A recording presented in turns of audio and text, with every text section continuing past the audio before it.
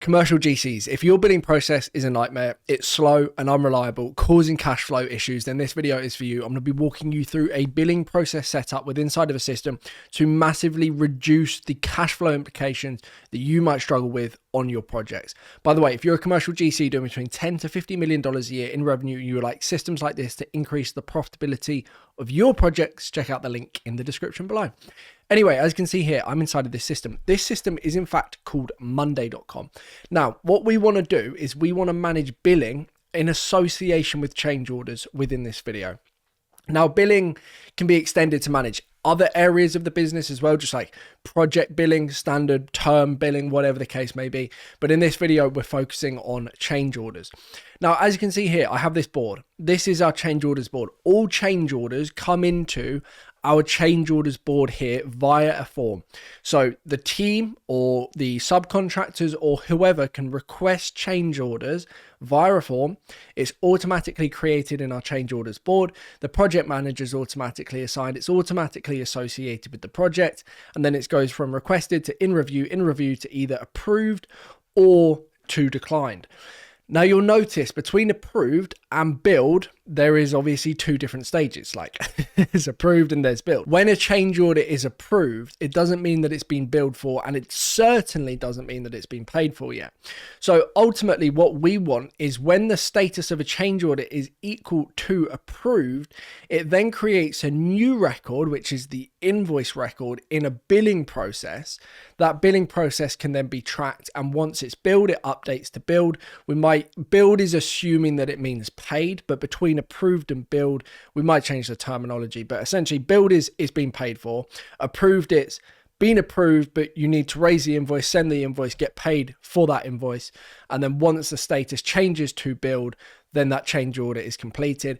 And at the moment, we're tracking all of our change orders on our projects level. So we can see our projects, the status of the change orders associated with that particular project, the change order value, approved, the billed, the declined change orders. We've also got a dashboard as well.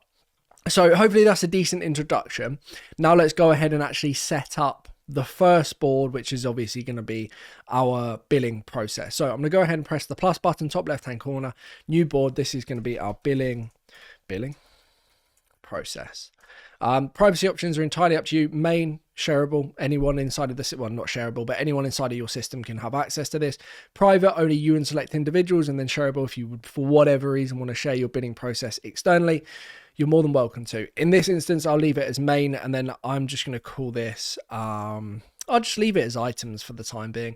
And then we're just gonna go ahead and create our new board. Now you'll notice on the left-hand side, I've got some different groups here. So I'm just gonna add a new, it's called a folder. And this will just help us to manage the different processes. So you can see we've got our RFIs, we have our change orders, and then we have our billing process. Now, if we think in terms of standard billing process, what will we need to factor in? Firstly, we would have new billing requests. And this could be when that change order status is equal to approved, it automatically populates as a new billing request as in this particular group here. We're then going to have, I guess, sent billing requests, or we could call it sent invoices. So the new billing request comes in, someone is most likely going to have to manually prepare the invoice. So then once they've prepared it and sent it, they then change the status to sent invoices.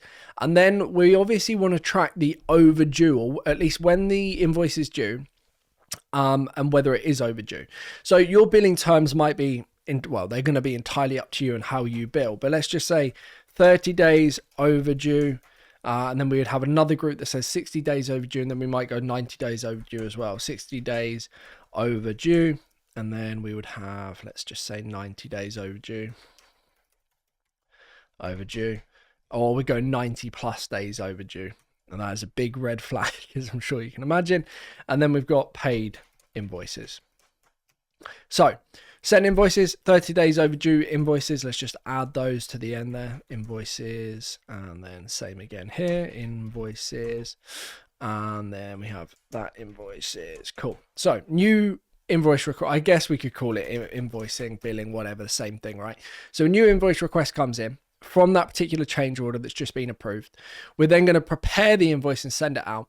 And then we want to manage the various stages of the invoice. So hopefully, in an ideal world, new invoice is created, gets sent automatically or manually, whatever. And then within a few days, the status gets changed to paid. And then that's in green, job done. The likelihood is, and as I'm sure you can probably imagine, there are some people that don't pay on time, so we need to factor those people in. So we've got 30 days overdue. I might just put that in. Let's say, what color have we got here? I don't know. I'm looking at colors. Probably not the most helpful thing to do in this video. So we've got new invoice requests, or new invoice. Yeah, let's just new invoice requests, sent invoices, 30 days overdue, 60 days overdue, 90 plus days overdue, and then paid invoices. Cool. Those are our different stages of the process. Now what we're going to do is just update the status column to match those. So we'd have new, we'd then have sent, we would then have, what else we got? Paid. We would then have 90 plus days overdue. We would have 60 days overdue, and then we would have 30 days overdue. Cool. So new, sent needs to be in the purple. 30 days overdue can be in the amber, sunset, is that what it's called? That'll do the job. 60 days is going to be in that color, and then 90 is all good. Cool. So new, sent, yeah, new, no, there. What's going on here, Monday? So new, sent, 30, 60, 90 days paid. We got there in the end. Cool. So now our status options match the different groupings, which is important with any process inside of Monday.com, that we make sure that the groups match the stages. So new, sent, 30, 60, 90, and then paid. Awesome. So now we've just got some other admin bits and pieces to take care of. So this date column is populated automatically when you create a new board. So we're going to utilize this date column. We're going to call it date created. What I would recommend doing is just restrict the column editing. And then I would add another date column, and this is going to be date paid. Okay. So this is the date in which the status of this particular invoice is changed to paid. And then again, what we'll do is we'll just go ahead and restrict the column editing. And then we can add a formula column, and we can go ahead and just work out, we're not going to work it out. We're going to ask the AI formula to give me the difference in days between, there we go, date created, yeah, and date paid, and just hit enter. Excuse my poor spelling there, but just hit insert. It should do exactly the same for you. And then what I would call this is TTC or TTP, time to pay. And then I would hide the column summary on here, and then I would just restrict the column editing. So now we have the absolute fundamentals of our billing process set up. What we want to go ahead and do is just create the automations. So one other thing that we're going to add before we go ahead and deep dive into the automations for this is just add one more date column, and this is going to be our due date. So this is going to be the date in which this particular invoice is due to be paid. So it might be that you change the status to sent, and then it sets the date due to, or due date to today, and then pushes it by 30 days, and then we can go through the various stages of the process. But let's work through that. So we have our due date column. This is the date in which things need to be paid, or this invoice needs to be paid. Status, and then date created, date paid, and then TTP. So we're going to go automate, top right hand corner here. I'm going to go to manage, create automations. And then the first one that I would do is when item created, set date created to today. Very easy. Set date created to today. Fantastic. And then we're just going to run through the different stages. So this is a little bit boring. So when the status changes to new, move item to group, new, create automation. We're then going to do this on repeat. When status changes to sent, move item to group, sent, create automation. And we will just keep going. It feels slow this morning. I feel slow. I always feel slow in the morning. Always feel slow generally, to be honest with you. 30 days overdue, move item to group, 30 days overdue. And then we're going to go 60 days overdue. So when status changes to 60 days overdue, move item to group, 60 days overdue. And then finally create automation when status changes to 90 days overdue, move item to group 90 days overdue. Now we're assuming that we haven't got a group to account for someone just not paying ever. I would never ever stand for that. Most businesses wouldn't, so I wouldn't add that as a group. It just sit in the 90 days plus overdue. So when status changes paid, move item to the group paid, and also we just want to set the date, set date paid to today. So that's the other thing that we want to be mindful of. Okay, cool. So now we've got the basic automation set up for the status column and the date column. The other thing that we want to do is start factoring in our due date column. Now, the first automation that I would probably run is when status changes to sent, then I would set, in all fairness, actually, sorry, you could do that using the existing automation that we have. So you click in when status changes sent, move item to sent invoices. Then we're going to add another step and we're going to set the date, set date, due date to today, and then push date by X number of days, due date by, let's say, 30 days. So that's assuming that when the status changes to sent, we're setting the due date to 30 days from the day it was sent, assuming that every single invoice that you ever send out is 30 days until it's due. So those are essentially your billing terms. Now, if it's 60 days for every invoice, it can be. You can also overwrite this if you want to, but it means that it just defaults. So let's go with, I'm not going to go for 60 days. Just go with 30 days. Otherwise, I'll confuse my brain. And then just hit update automation. So I'll show you what that means. We have an item here. So this is example invoice, right? I'm going to change this to sent. You'll notice that the due date completely empty. So change this to sent. It's going to move it to the group sent. It's going to set the date to today and then push it by 30 days. So now the due date for this particular invoice is 22nd of October. Okay. And it sits in the sent area.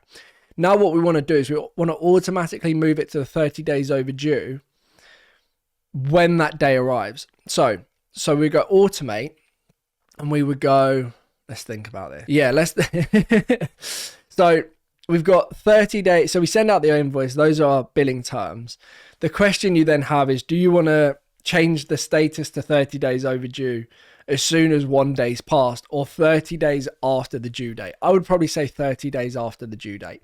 So we go create automation. We say when date arrives, or date arrives, this one here. And then we go 30 days after the date column being the due date arrives, and only if status is not equal to paid.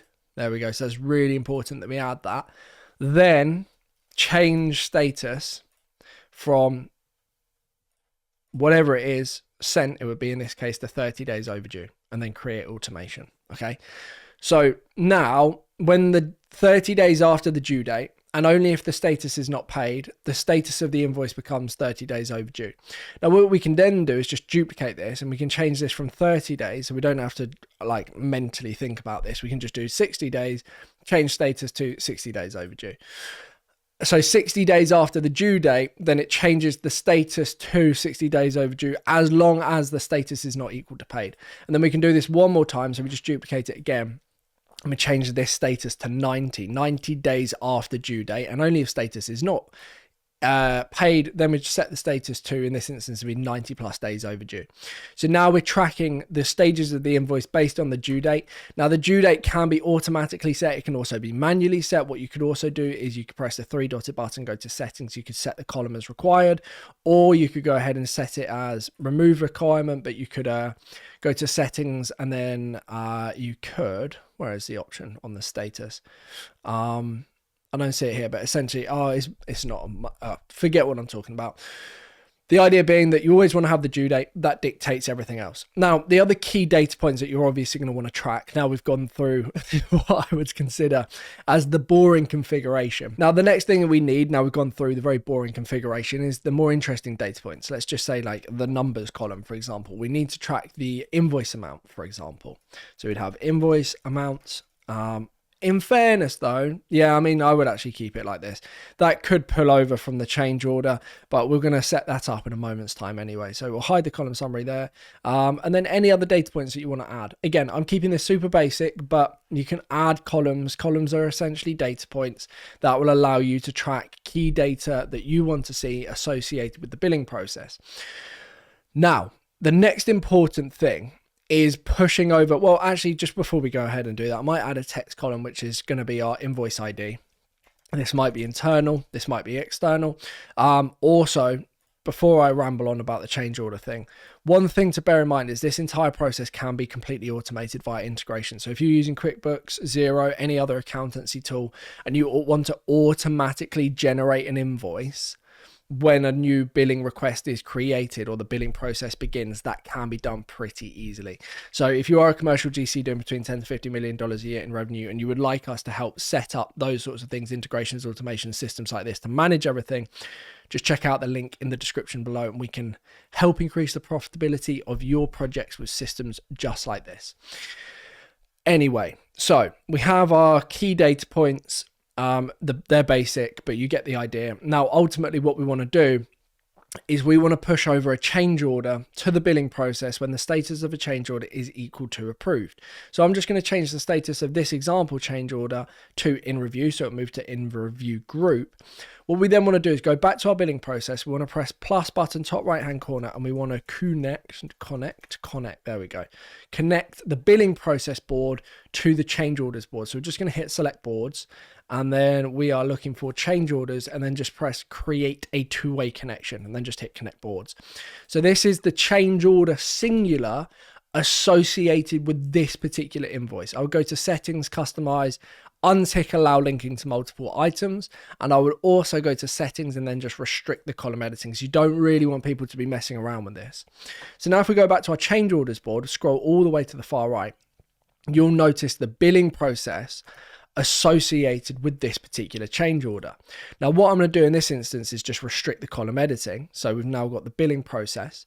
People can't make changes to this. And then what I'm going to do is go to automate, top right hand corner, create automation. And then I'm going to say when status changes to approved, create item in board and connect boards. So as you can see here, we are on the change orders board, and then we're going to create an item in the board billing process, and we're going to match with the change orders with the billing process connection column, and then we can map over data from the change order to the billing. So we don't want the status, but what we might want to do is map the change order reference to the invoice ID, hypothetically. We're probably going to want to map the change order value to the invoice amount. Due date's not going to need to be pulled over. And then the name, you could kind of make up the name. That sort of thing is entirely up to you. But then all you'd need to do is just press done, and then just press create automation. So now when the status of a change order changes to approved, it automatically creates a new billing item inside of our billing process, which would notify the finance team to obviously then create the invoice, send out the invoice, and then obviously manage the invoice and ultimately hopefully get it paid as soon as possible. Now, without stuff like this, you'd have no idea what's due, when it's due, who's ahead of payments, who's behind payments, who's causing cash flow issues, what you need to do to improve cash flow issues. So this is really, really important. Now, I mentioned earlier that the billing process at the moment is very rudimentary. As you can see here, very, very clearly, there's not a great deal of information present. We can add more columns if we want different data points to come over from the change orders to the billing process. That, again, that sort of thing is going to depend entirely on your business, your organization, and ultimately what you're looking to track. But now you can see on our billing process, before I leave abruptly there's nothing, there's no data. So if I go back to our change orders and change the status now to approved, that should then create a new billing process item on our board here, which it has done. You can see here we now have the example change order record in our billing process. We've got the invoice amount that's pulled over from the change order. We've got the date created and the associated change order. Now, the nice thing about this is we can now mirror data over from our change order to our billing process. So a great example of an instance where we want to do that is we'd actually want to mirror over the project. So now I can see which project this particular change order is for, meaning that I know who to raise the invoice for. And you can also mirror over further information from the projects board, or maybe even, let's say, another board where you're managing your suppliers and or whoever you need to invoice, and you can track that information here. So I can say project. This is the project associated with this particular change order. I now have that information available to me. I can add more mirror columns and track more information as I see fit as well. So I can pull over more information from the change orders board. Let's say I want to see the change order description or the person that submitted it. Or I could go ahead and look at what else have we got here. We could see the project manager for this particular project. So if I've got any queries, I can talk to the PM about this particular change order. Maybe I need to ask questions before I can send it out to the client as a new invoice, etc., etc. So we can now begin to mirror over data from the change orders to our invoice board. Now I'm going to go ahead and change or billing process board. Now I'm going to go ahead and change the status to sent. So let's assume that I've prepared everything. That will then move it to the group sent, set the due date from the 22nd to the 22nd of October, or September to October. And now the billing process would begin from there. Now, the final thing that I want to walk you through is obviously quite a crucial part. And this is automatically changing this status. So from approved to billed when the status of the bidding process is equal to paid. So what I don't want to happen is I'm in finance and I'm changed the status to paid, or there's an integration and it happens automatically when you're reconciling accounts in your accountancy system. And then the change order doesn't change. Like the status of the change order doesn't update when the billing process stage is equal to paid. That would be ridiculous. So now what we're going to do is just quickly set that up. So what we need to do is press the plus button. We need to create a mirror column, and we're going to go ahead and mirror from the billing process the status, and then as an option we just want to select what's done. Okay, so that's the only mirror that we want to see, the what's done mirror. So I'm just going to click into this settings, customize, just make sure that's set up correctly. So sent. And then what we want to do is we want to go to automate, or actually I'm just going to call this billing status, hit enter. Then we go to automate, and then we want to go to create, and we want to go status, search up the top, status change. And then I'm just looking for what we are. When status changes to something, change status to something. That's what we're looking for. When status changes to, we need to change. There you go. So this is the one we're looking for. When status changes to something, change another status to something. That's the automation that we're looking for. So when status, and this is going to be the billing status, changes to paid, change the other status, the status on the actual change orders board, to billed. Okay, and then just hit create automation. So now you can see here, this is in our approved change order stage. The billing status is sent. Now, what I want to do is imagine this happens automatically, whatever, the finance team are going to be managing this. I change the status to paid. That moves it to the group paid, but we also need to update the change order. You can see here now that is automatically updated because the billing status has changed. That means the change order has automatically updated to say that this has also been billed as well. So you've got two different processes working in conjunction with one another, but they're sharing updates as they go, which is really, really important.